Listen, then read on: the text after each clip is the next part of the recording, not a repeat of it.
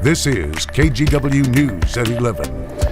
Well, a warning tonight from the Washington County Sheriff's Office. They say scammers are trying to sell fake jewelry on the side of highways and on-ramps.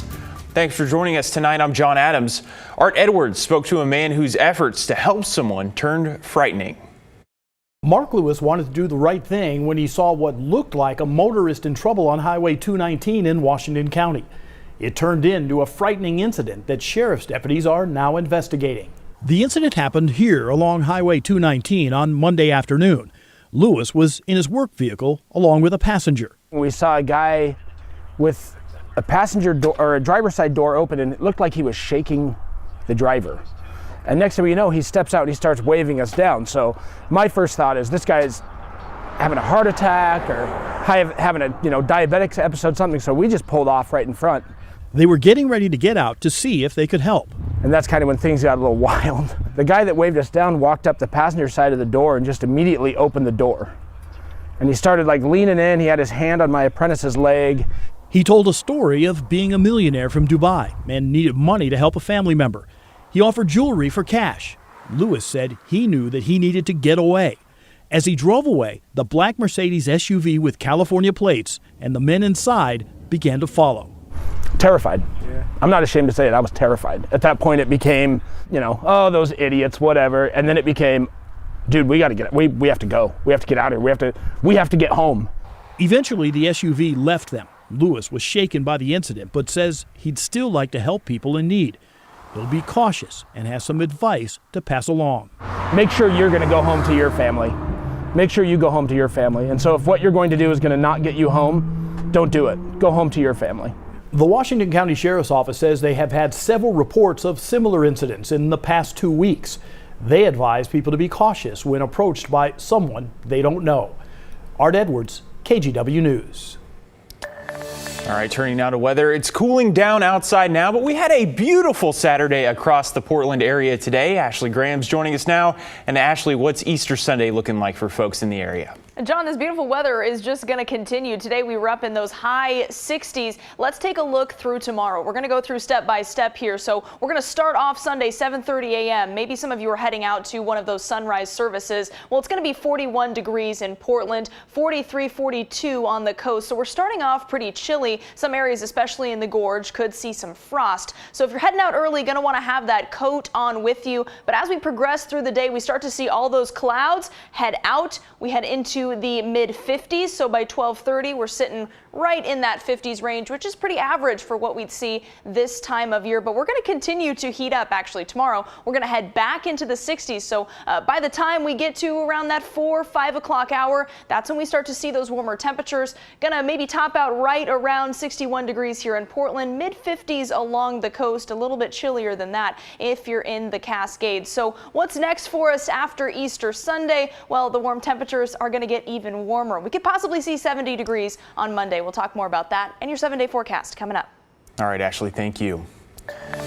A juvenile is dead and several others hurt following a crash on a highway in Marion County. It happened around 4 this afternoon on Highway 211, about 4 miles east of Woodburn. Oregon State Patrol tells us 2 cars were involved and 6 people in total. They did not tell us how many people were hurt, but confirmed the juvenile's death.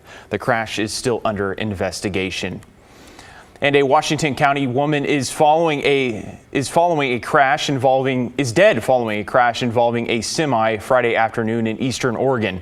Oregon State Police say it happened before 2 on I-84 in Baker County. Investigators believe 39-year-old Brianna Cass was driving slowly near the right shoulder of the eastbound lanes when a semi rear-ended her car. Cass was pronounced dead at the scene. The crash is still under investigation. And we're learning more about the death of a 4-year-old from Washington, more specifically why an Amber Alert never went off when Ariel Garcia went missing. His mother, 27-year-old Janet Garcia, is now in jail on suspicion of murder. Washington State Patrol's communications director said when Ariel was reported missing, there was no sense it was an abduction. That's one of the criteria a case needs to meet before an Amber Alert can be issued. Instead, an endangered missing person alert was sent out to the community. And it's someone who, for whatever reason, whether it's cognitive, mentally, physically, there's some situation where they're just not able to take care of themselves. They're not able to assist in their own recovery. About 6 minutes after the alert was sent to phones, Ariel's body was found. The Snohomish County Medical Examiner's report did not say an exact cause of death, but said it was due to homicidal violence. Well, there is just one day for Legacy Health and Regents to agree on a new insurance reimbursement plan. The two continue to go back and forth with tens of thousands of patients in the middle, hoping for a resolution. Now, Regents says they are holding the line on unreasonable provider reimbursement demands because they've been asked on multiple fronts to rein in the rising cost of health care. Particularly the inpatient rates that they've provided and the reimbursement that they have for their commercial members continues to be too low. Both Legacy Health and Regents say they will help patients find alternative care if they can't reach an agreement. As war rages in Gaza, Muslims and Palestinians across the world are observing Ramadan, and tonight a local mosque opens its doors to people of all faiths in an effort to promote unity during the holy month. The Rizwan Mosque and organizers from Ahmadiyya Muslim Community USA say they hope to promote a peaceful resolution in Israel and Palestine by taking the time to gather with those from different backgrounds. At the core of conflict is mistrust, and at the core of mistrust is ignorance, is an unawareness of the other. And it's really hard to mistrust. It's really hard to hate someone that you love, that you know. The organization hosted over 30 other gatherings just like this one across the U.S. I care that everybody, whether they have a home or not, that everybody can be safe on our streets. A memorial bike ride was held this afternoon to honor a man killed last month after being hit by a car in southeast Portland. Event organizers say the man was homeless and hope the ride will raise awareness of the dangers faced by pedestrians and bicyclists in the city. Dozens of cyclists gathered in Portland today to honor the memory of 48-year-old David Bentley. Bentley, who was homeless at the time, was riding a bike when he was hit and killed by a vehicle on February 25th. We're here to lead a ride in his memory and to encourage people to think about how we can make our streets safer for everyone, but especially for the vulnerable houseless population that's 45 times more likely to die from a traffic incident. The ride started at Tom McCall Waterfront Park and ended in the Buckman neighborhood where Bentley was hit. Bike Loud PDX installed a ghost bike at the site in David's honor. So when a cyclist is killed in road traffic, the community often gets together to memorialize, and they do that by finding a bike and painting it white. It also serves as a reminder as to how dangerous our roads are, especially for people who are on bicycle or on foot.